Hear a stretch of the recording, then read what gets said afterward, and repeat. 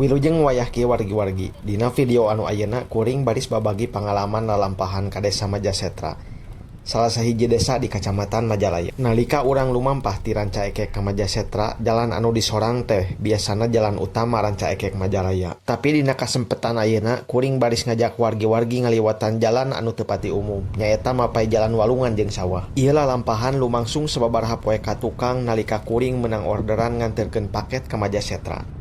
Nu jadi titik awal pangiditan nyaeta ti parapatan Jalan Jelegong, Jalan Inspeksi Walungan Cikijing Ranca Ekek. Ti dieu urang maju ka kulon nuturkeun Jalan Inspeksi Walungan Cikijing. Ieu jalan teh sabenerna kaitung heureut. Sok sanajan heureut tapi teu loba kendaraan nu lalar liwat. Ku kituna bisa jadi jalan alternatif lamun jalan utama macet atawa banjir. Sapanjang ieu jalan, ieu mah anu katingali kaitung jarang. Sabagean gede lahan anu kaliwatan mangrupa pasawahan. Lalampahan di ieu babantar walungan lumangsung kurang leuwih 3 kilometer. Nu akhirna nyaeta di Kampung Tanggeng. Di lebah dieu Walungan Cikijing patepung jeung Walungan Cimande. Palebah dieu oge kaayaan jalan kaitung goreng. Loba logak jeung cileuncang anu ngaganggu lajuna kendaraan. Satuluyna lalampahan diteruskeun mapai babantar Walungan Cimande. Sanggeus kurang leuwih 400 meter, urang meuntas sasak tuluy lempeng ka kidul. Nuturkeun jalan anu meulah amparan sawah tapi ka babantar Walungan Citarik. Dina jeroning ieu lalampahan, spot ieu nu paling ngahudang rasa kateji kuring. Jalan ngembat di tengah ngeplakna sawah, paningali oge plungplong ka ditu ka dieu taya hahalang. Estu kontras pisan mun dibanding kaayaan di puseur kagiatan ekonomi Ranca Ekek anu geugek ku padumukan. Nalika tepi di babantar Walungan Citarik, di dieu manggih deui sasak. Urang meuntas tuluy lempeng nuturkeun jalan ka Kampung Paneresan.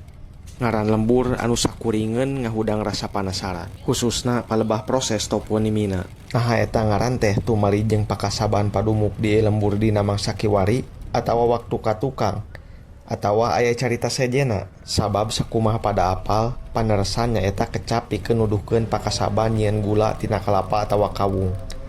Tangkal anu teu katingali nalika kuring ngaliwat di lembur. Beres ngaliwatan Kampung Paneresan, urang asup jalan Cisunggala Sukamana.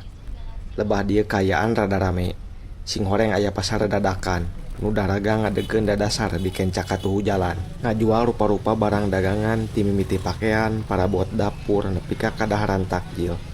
Siap ngabageakeun urek jajan ti unggal juru ieu lembur. Beres ngaliwatan pasar dadakan, jalan lancar deui. Nu akhirna kuring nepi ka Jalan Anyar Majalaya. Jalan anu nyambungkeun Jalan Ranca Ekek Majalaya di beulah wetan jeung Jalan Majalaya Cicalengka di beulah kulon. Sanggeus kurang leuwih 600 meter ngabatek gas di Jalan Anyar, navigator nuduhkeun pikeun asup ka hiji gang. Ditungtung ieu gang, konsumen anu jadi tujuan lalampahan ayeuna geus nungguan. Jadi kitu dulur-dulur pangalaman kuring lalampahan ka Majasetra ngaliwatan jalan alternatif teh. Leuwih sepi tapi mere pangalaman anu mandiri. Anu beda jeung nalika urang lalampahan ngaliwatan jalan utama.